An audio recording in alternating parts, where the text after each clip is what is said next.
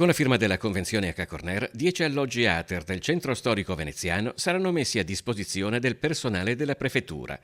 Appartamenti Ater ma non ERP, che non rientrano quindi nei bandi dei comuni, ma sono destinati ad affitti a canone calmierato.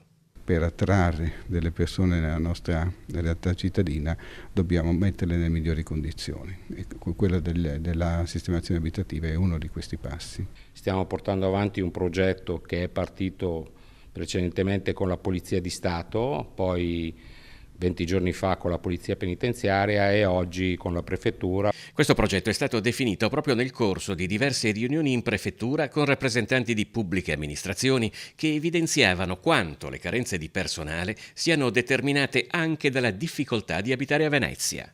La specificità di Venezia è molto significativa per quanto riguarda la sistemazione abitativa di tutti i dipendenti della prefettura, proprio perché è una difficoltà che sono legate al trasporto, ma soprattutto sono legate anche al fatto di non trovare a prezzi agibili, soprattutto per un dipendente pubblico, una proprio collocazione abitativa. Proseguiremo su questo percorso con i vigili del fuoco, gli operatori sanitari e poi anche il Tribunale, la Corte d'Appello, la Fondazione Venezia Città Capitale della Sostenibilità, lo UAV, dove abbiamo già pronti 10 alloggi per i professori universitari e successivamente abbiamo già fatto una ricognizione insieme allo UAV di altri 200 alloggi nel centro storico.